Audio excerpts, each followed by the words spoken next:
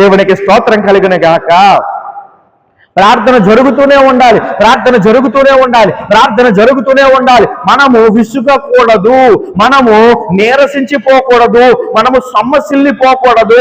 మనము యెహోవా కొరకు ఎదురు చూస్తూ ప్రార్థనలు చేస్తూనే ఉండాలి. ఒకవేళ జకర్యా ముసలివాడైపోతున్నాడు కదా అని ప్రార్థనలు ఆపేశాడు, అందుకే ఆ డౌట్ వచ్చింది. జాగ్రత్తగా వినండి. ఈనాడు చాలా మంది ప్రార్థనలు చేస్తున్నారు చేస్తున్నారు చేస్తున్నారు చేస్తున్నారు ఇంకా జరగట్లేదు ఏంటని ప్రార్థన ఆపేస్తున్నారు. ఆపొద్దు, గుర్తుపెట్టుకోండి. మీరు చేసే ప్రార్థనలు మీరు చనిపోయేంత వరకు చెయ్యండి. అదేంటండి పాస్టర్ గారు, ప్రార్థనలకు సమాధానం రాకపోతే ఇక చనిపోయేంత వరకు చేసిన ఉపయోగం ఏముందని మీరు కంగారు పడద్దు. జాగ్రత్తగా వినండి. మీరు చేసే ప్రార్థనలు విశ్వాసంతో కూడినవైతే, మీరు చేసే ప్రార్థనలు దేవుడు వింటున్నాడు, దేవుడు సమాధానం ఇస్తాడు, దేవుడు కార్యాలు చేస్తాడు అని మీరు విశ్వాసంతో ప్రార్థనలు చేస్తూ ఉండగా ఏం జరుగుతుందయ్యా అంటే, అయితే మీ సమయంలోనే దేవుడు సమాధానం ఇచ్చేస్తాడు, ఉత్తరాన్ని ఇచ్చేస్తాడు, కార్యాలు చేసేస్తాడు. ఒకవేళ చెయ్యకపోయినా మీరు కంగారు పడద్దు.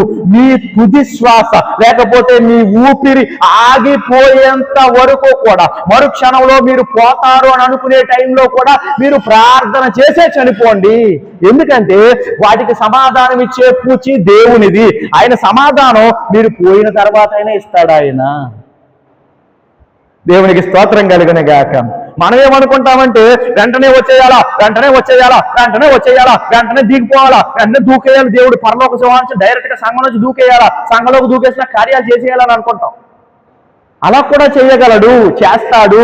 దేవుడికి అసాధ్యమైనది ఏది లేదు. దేవునికి స్తోత్రం చెప్పండి. హల్లెలూయా. గుర్తుపెట్టుకోండి, హల్లెలూయా చెబుతున్నారు పిల్లలు. దేవునికి మహిమ కలుగును గాక. గమనించండి బిడ్డలారా, మనము చేసే ప్రార్థనలు చివరి క్షణం వరకు చెయ్యాలి. ఇప్పుడు అదేంటండి పాస్టర్ గారు, ఈ డౌట్ మీకు రావచ్చు, అది కూడా నేను చెప్పేస్తాను.